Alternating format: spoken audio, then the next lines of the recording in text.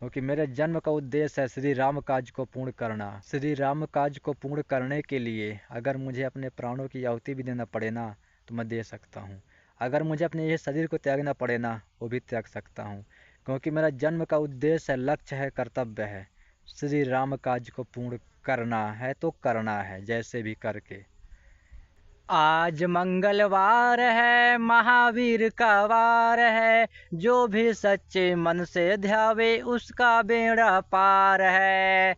जी हाँ दोस्तों, आज मंगलवार है, मेरे महावीर का वार है, यानी मेरे हनुमान जी का दिन है आज, मंगलवार का दिन। तो आइए चर्चा करते हैं अपने बजरंग बली के बारे में, उनके गुणगानों के चर्चा करते हैं। तो हाय हेलो गाइज, मेरे न्यू ब्लॉग में सभी का वेरी वेरी वेलकम है। तो भाई हमारे हनुमान जी के बारे में मैं जितना भी गुणगान करूँ ना उतना ही कम है। वो पता है कैसे? 33 करोड़ अगर देवी देवताओं अगर मेरे हनुमान जी का गुणगान भी करते हैं ना तो भी बहुत कम है, शून्य के बराबर है। क्योंकि हमारे हिंदू धर्म में सबसे सर्वश्रेष्ठ हमारे हनुमान जी हैं, क्योंकि वो कलयुग के स्वामी हैं, राजा हैं और इसी धरती पर हैं। कलयुग के अंत तक हमारे हनुमान जी इसी धरती पर रहेंगे। और कहाँ रहते हैं कहाँ नहीं रहते हैं ये भी मैं आपको सभी को बताता हूँ। तो जहाँ जहाँ राम कीर्तन होता है, राम कथा होता है, वहाँ वहाँ हमारे हनुमान जी का आगमन स्वतः ही हो जाता है। और राम शब्द बोलने से पहले ही हमारे हनुमान जी का आगमन पहले ही हो जाता है। और हमारे हनुमान जी का मूल स्थान गंधमादन पर्वत है, जो हिमालय के क्षेत्र में स्थित है। कैलाश पर्वत, हिमालय पर्वत, केदारनाथ सब उधर ही है ना, समझ रहे हो आप लोग ना। माँ वैष्णो देवी मंदिर सब उसी हिमालय क्षेत्र में है। तो गंधमादन पर्वत है जो हमारे हनुमान जी का मूल स्थान है। तो हमारे हनुमान जी धर्म की रक्षा और भक्त की सुरक्षा के लिए इस धरती पर हैं और कलयुग के अंत तक रहेंगे। समझ रहे हो आप? इसलिए दोस्तों मैं सभी को कहता हूँ, हनुमान चालीसा का पाठ आप लोग किया करो। वो कैसे? क्यों? पता है क्यों?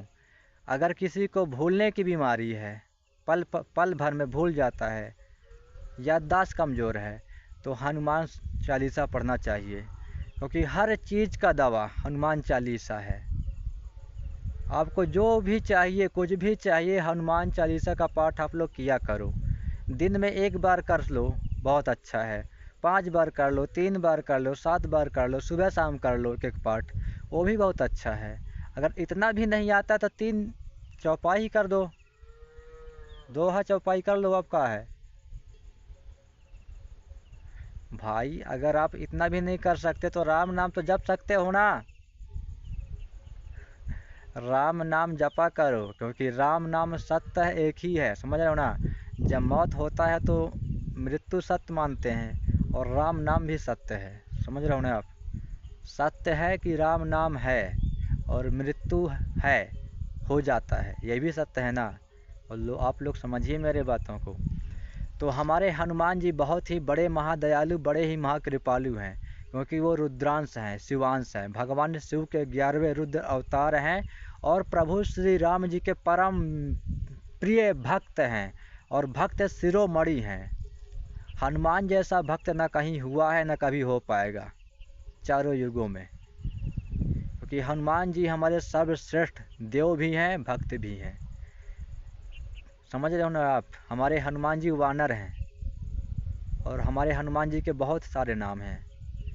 मारुति बचपन का नाम, बजरंग बली, हनुमान जी, और क्या क्या नाम है, रुद्रांश है, शिवांश हैं, महावीर, महाबली, बहुत सारे नाम हैं, रुद्रावतार, अंजनी सुत, केसरी नंदन, बहुत नामों से जाना जाता है हमारे हनुमान जी को। तो हमारे हनुमान जी अपने भक्तों पर सदा ही कृपा बनाए रखते हैं और अपने भक्तों से तुरंत ही प्रसन्न हो जाते हैं और बड़े ही महादयालु हैं। अगर हनुमान जी के भक्तों, सुन रहे हो आप लोग ना, अगर आपसे गलती भी हो जाता है, भूल चूक होकर पाप हो जाता है, गलती हो जाता है, तो हनुमान जी भी इतने बड़े दयालु हैं, पल भर में क्षमा कर देते हैं, माफ़ कर देते हैं। क्योंकि इस संसार में हमारे हनुमान जी के जैसा कोई बड़ा दयालु नहीं है, समझ रहे हो ना आप। अगर आपको गुरु ही बनाना है तो हमारे हनुमान जी को बनाओ ना आप। हनुमान चालीसा में यही पढ़ा जाता है, श्री गुरु चरण सरोज रज, समझ रहे हो ना। तो हनुमान चालीसा का गुणगान अभी मैं नहीं कर सकता, क्योंकि आप लोगों को मैं चर्चा कर रहा हूँ अपने हनुमान जी के बारे में, उनकी गुणगान के बारे में। हनुमान जी का चालीसा का पाठ जब करूँगा तो मैं खुद वीडियो बनाऊँगा, आप लोगों को दिखा दूँगा और आप लोग देखिएगा। तो हनुमान चालीसा की रचना संत गोस्वामी तुलसीदास जी ने किया है और इसके साक्षी महादेव और गौरी मैया हैं। जो हनुमान चालीसा का 100 बार पाठ कर लेता है वो भी सच्चे मन से, शुद्र अवस्था में रहकर, तो उसको जो चाहिए वो मिल जाता है। समझ रहे हो ना आप 100 बार हनुमान चालीसा का पाठ कीजिए, आपका जो मनोकामना है वो पूर्ण हो जाता है।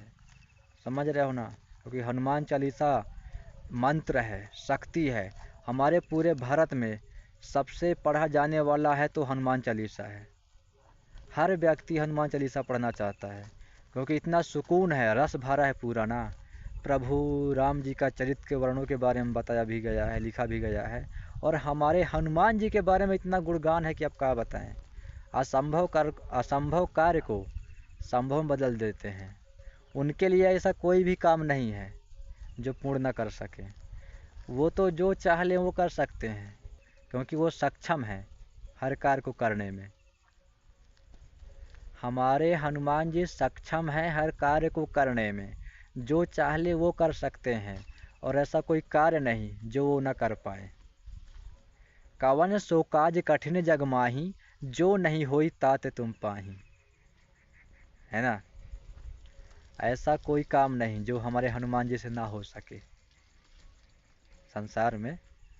हमारे हनुमान जी असंभव काम को संभव में बदल देते हैं।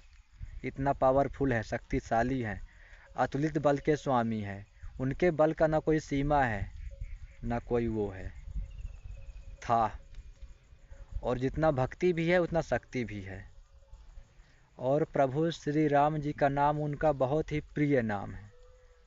अगर आप राम नाम का जप कर रहे हो ना, तो हनुमान जी का आगमन स्वतः ही हो जाता है। और जहाँ जहाँ कीर्तन हमारे राम जी का होता है, कथा होता है, राम कथा, हमारे हनुमान जी वहाँ किसी न किसी रूप में पहले ही उनका आगमन हो जाता है। आप लोग ध्यान दीजिए, इसलिए बता रहा हूँ, राम कथा किया करो, हनुमान जी का आगमन हो जाता है और सदा ही खुश रहते हैं। यानी मुझे सपोर्ट करो, अपने राज भाई को।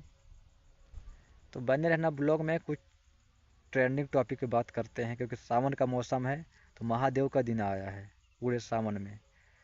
तो महादेव जी ही हमारे हनुमान जी हैं, और हनुमान जी ही भोलेनाथ हैं। समझ रहे हो ना, उनके ही अवतार हैं। तो भगवान शंकर बन गए हनुमान, बानर बन गए, और गौरी मैया बन गए उनकी पूंछ। प्रभु महादेव बन गए बानर, और गौरी मैया बन गई उनकी पूंछ। बन का गए भक्त शिरोमणि अखंड ब्रह्मचारी, हमारे प्यारे बजरंगबली हनुमान जी कहलाए। क्योंकि गौरी मैया हैं, उनके पूंछ हैं, और वानर जो हैं स्वयं भोलेनाथ महादेव हैं। और सावन का मौसम महादेव का मौसम है। अच्छा, महादेव का इष्ट देव कौन है, उनका आराध्य कौन है? महादेव किसके भक्त हैं? प्रभु श्री राम जी के भक्त हैं पागलों, समझिए आप लोग। हनुमान जी भी और प्रभु महादेव दोनों एक ही हैं, और दोनों के आराध्य इष्ट देव प्रभु श्री राम हैं। भोलेनाथ जब भी ध्यान में रहते हैं तो राम नाम का ही जप करते हैं, और हमारे हनुमान जी तो जपते ही रहते हैं राम नाम। तो भोलेनाथ महादेव जी का आराध्य इष्ट देव प्रभु श्री राम है, और हमारे हनुमान जी का भी प्रभु श्री राम है।